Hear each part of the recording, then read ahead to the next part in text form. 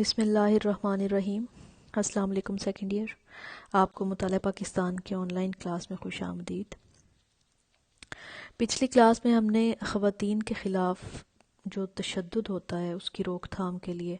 حکومت پنجاب کے جو اقدامات ہیں ان کا ایک جائزہ لیا تھا، اور اس میں ہم نے 2 ایکٹس ڈسکس کیے تھے۔ ایک خواتین کو کام کی جگہ پر ہراساں کرنے کے خلاف حفاظت کا قانون 2010،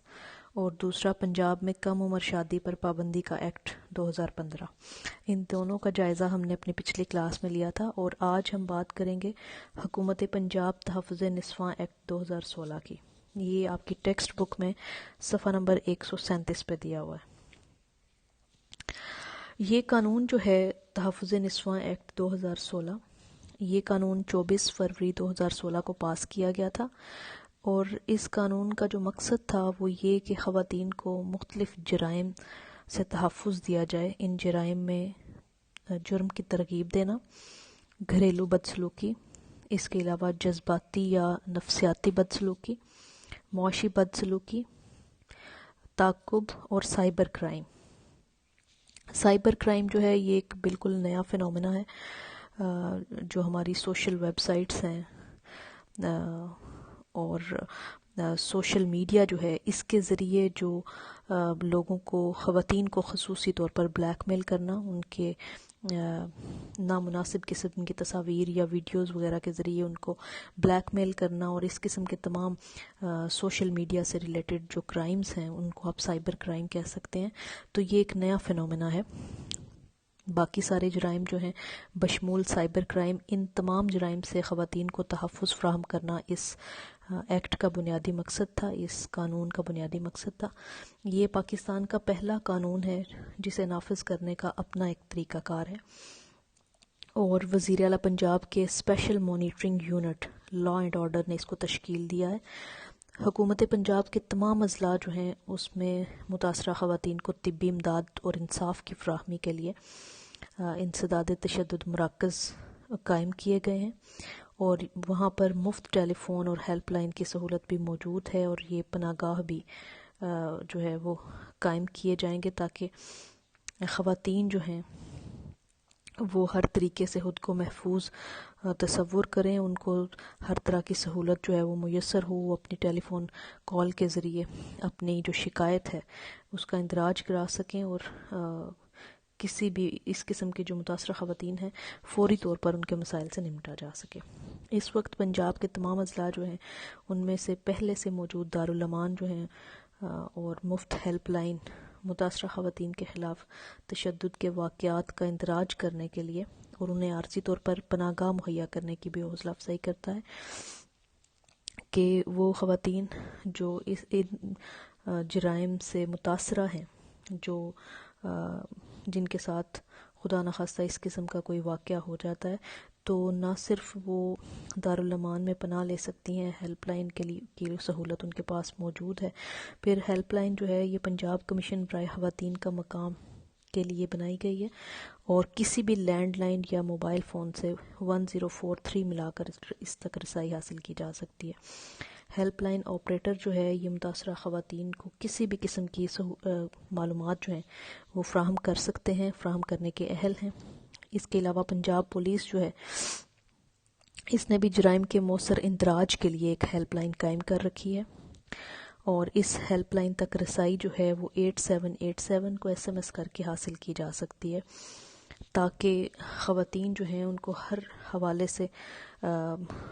ان کی ایکسیس جو ہے انہیں فراہم کی جائے پولیس تک بھی، اور یہ متعلقہ جو دارالامان وغیرہ ہیں وہاں تک بھی وہ بآسانی اپنی رسائی جو ہے اس کو ممکن بنا سکیں۔ حکومت پنجاب کا تحفظ نسواں ایکٹ 2015 جو ہے وہ درج ذیل احکامات کے ذریعے خواتین کو معاونت فراہم کرتا ہے۔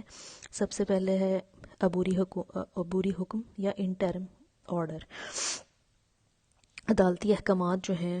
ان کے ذریعے خواتین کو کس طرح معاونت فراہم کی جا رہی ہے اس کا ہم جائزہ لے لیتے ہیں کہ عبوری حکم میں یہ ہے کہ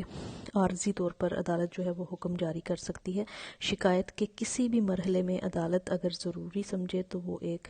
عارضی حکم نامہ جو ہے وہ جاری کر سکتی ہے۔ اگر عدالت مطمئن ہوتی ہے کہ شکایت ظاہر کرتی ہے کہ ملزم نے تشدد کیا ہے یا تشدد کا مرتکب ہونے کا ارادہ رکھتا ہے، تو متاثرہ خواتین کے تحریری بیان پر عدالت میں پیش کیے گئے کسی دوسرے ثبوت کی بنیاد پر ایک عارضی حکم نامہ جو ہے وہ عدالت جاری کر سکتی ہے۔ پھر حفاظتی حکم نامہ، متاثرہ خواتین جو ہیں وہ اپنے مجرموں سے تحفظ کے لیے ایک حفاظتی حکم نامہ حاصل کر سکتی ہیں۔ تحفظاتی احکامات کے ذریعے عدالت مجرمین کو متاثرہ خواتین سے ایک فاصلے تک رہنے کے احکامات جو ہیں وہ جاری کر سکتی ہیں۔ حفاظتی حکم پر عمل کو یقینی بنانے کے لیے مجرموں کو جی پی ایس ٹریکنگ بریسلٹ صرف سنجیدہ واقعات کے لیے ہوں گے، یعنی جہاں مجرم کسی کی جان کے لیے شدید خطرہ بن جائے یا متاثرہ عورت کی سلامتی، اس کی عزت کے لیے مجرم جو ہے وہ جی پی ایس ٹریکنگ بریسلٹ کو اتارنے کے قابل نہیں ہوں گے۔ اگر مجرم جی پی ایس ٹریکنگ بریسلٹ کو اتار دیتا ہے تو مرکز انسداد تشدد برائے خواتین کو خودکار طریقے سے جو ہے وہ اس بارے میں اطلاع مل جائے گی، یعنی آٹومیٹکلی جو ہے وہ ان کے نوٹس میں یہ بات آ جائے گی، جس کے نتیجے میں مجرم کو مزید 6 ماہ سے 1 سال تک اضافی قید جو ہے وہ ہو سکتی ہے، اس کی سزا ہو سکتی ہے۔ اگر عورت کی جان، اس کی عزت، وقار، مزید تشدد کا اس کو خطرہ لاحق ہو تو مجرم کو گھر سے جانے کا حکم بھی دیا جا سکتا ہے۔ سکونتی حکم نامہ بھی عدالت جاری کر سکتی ہے۔ گھریلو تشدد کے واقعات جو ہیں اس میں عدالت ایک سکونتی حکم نامہ منظور کر سکتی ہے۔ اس کے تحت متاثرہ خاتون جو ہے اس کو گھر سے نہیں نکالا جا سکتا۔ عدالت یہ بھی حکم جاری کر سکتی ہے کہ متاثرہ عورت جو ہے وہ اپنے گھر میں اس کو رہنے کا حق حاصل ہے۔ متاثرہ عورت اگر یہ سمجھتی ہے کہ وہ اپنے گھر میں محفوظ نہیں ہے تو اسے آرام، تحفظ اور اس کی آبادکاری کے مقصد کے لیے دارالامان میں بھی بھیجا جا سکتا ہے۔ جب متاثرہ عورت کو جانی خطرے کے سبب جبراً گھر چھوڑنا پڑے یا مجبور کرنے پر اسے گھر سے باہر نکال دیا جائے تو عدالت جو ہے وہ اس کے رشتہ داروں کو اس کے لیے متبادل رہائش گاہ کا بندوبست کرنے کا بھی کہہ سکتی ہے، یا متاثرہ عورت کو کرایہ ادا کرنے کا حکم، اس متاثرہ عورت کے لیے جو ہے وہ کرایہ ادا کرنے کا حکم بھی جاری کر سکتی ہے عدالت۔ پھر مالی حکم دے سکتی ہے۔ مالی حکم میں یہ کہ مالی حکم کے ذریعے عدالت جو ہے وہ مجرم کو متاثرہ عورت کے مقدمے پر جو اخراجات ہوئے، مقدمے پر اٹھنے والے اخراجات اور جو بھی نقصانات اس کو ہوئے اس کو پورا کرنے کے لیے اخراجات ادا کرنے کا حکم دے سکتی ہے۔ عدالت جو ہے وہ مجرم کو یہ بھی ہدایت کر سکتی ہے کہ متاثرہ عورت کے لیے روزگار یا طبی اخراجات جو ہیں ان کے لیے جو جتنے بھی اس کی علاج معالجے پر جو اخراجات اٹھے ہیں وہ ادا کرے، کیونکہ اس بدسلوکی کے نتیجے میں اس کو یہ مسائل جو ہیں ان سے دوچار ہونا پڑا، تو اس بدسلوکی کی وجہ سے جو پیدا کردہ مسائل ہیں ان کا ازالہ بھی یا ان کی تلافی کا حکم بھی عدالت دے سکتی ہے۔ پھر عدالت جو ہے وہ مجرم کو متاثرہ عورت اور اس کے بچے کے خرچے کا معقول بندوبست کرنے کی ہدایت جاری کر سکتی ہے۔ یہ وہ تمام عدالتی احکامات ہیں جن کے ذریعے اس قانون کے تحت خواتین جو ہیں ان کو معاونت فراہم کی جا سکتی ہے۔ اب یہاں پر یہ بہت ضروری ہے کہ ریاست اور معاشرہ دونوں مل کر خواتین کے خلاف جو تشدد ہے اس کو جڑ سے ختم کرنے کے لیے مل کر کام کریں، اور اس مقصد کو جو ہے وہ حاصل کرنے کے لیے اور اس معاملے کے حوالے سے خاموشی اور بدنامی پر بحث ہونی چاہیے کہ بہت ساری خواتین جو ہیں وہ صرف بدنامی کے ڈر سے اور اس خوف سے کہ ان کی رسوائی ہوگی وہ خاموشی اختیار کر لیتی ہیں، لیکن اگر انہیں معاشرے میں اس قدر تحفظ حاصل ہو اور وہ اتنی کانفیڈنٹ ہوں کہ انہیں انصاف کی فراہمی کا پورا یقین ہو اور ہمارے عدالتی نظام پر ان کا پورا یقین ہو، تو پھر خواتین جو ہیں وہ اس قسم کے مسائل سے نمٹنے کے لیے زیادہ پر اعتماد خود کو محسوس کریں گی۔ اور خاموشی جو ہے یہ کسی بھی چیز کا علاج نہیں ہے۔ ہماری ریاست کو بھی اس قابل ہونا چاہیے، اداروں کو اس قابل ہونا چاہیے کہ وہ لوگوں کا اعتماد بحال کر سکیں اور اچھا ایک سسٹم جو ہے وہ متعارف کرایا جائے۔ جتنے بھی قوانین بنائے جاتے ہیں ان پر صحیح معنوں میں اور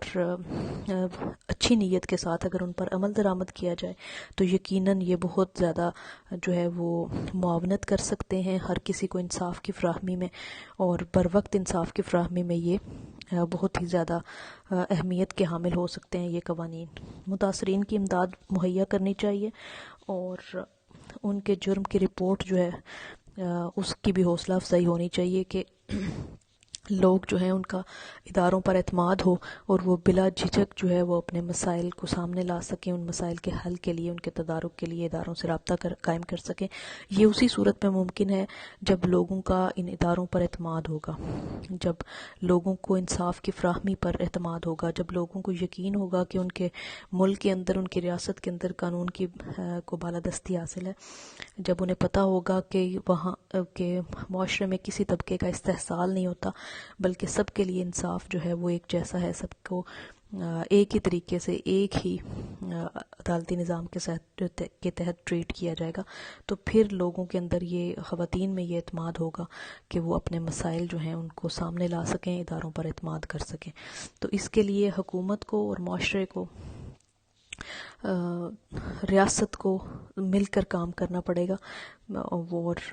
اسی صورت میں ہم ایک کامیاب معاشرہ کہلانے کے حقدار ہوں گے. اسی صورت میں ہم خواتین جو ہیں ان کو تحفظ فراہم کرنے کے اہل ہوں گے. جی سیکنڈ ایئر،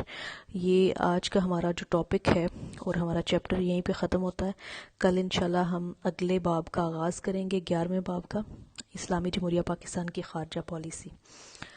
میں امید کرتی ہوں کہ آپ کو ان قوانین کی سمجھ آئی ہوگی. اگر کوئی بات مشکل لگے تو آپ پوچھ سکتی ہیں. کل تک کے لیے اللہ حافظ.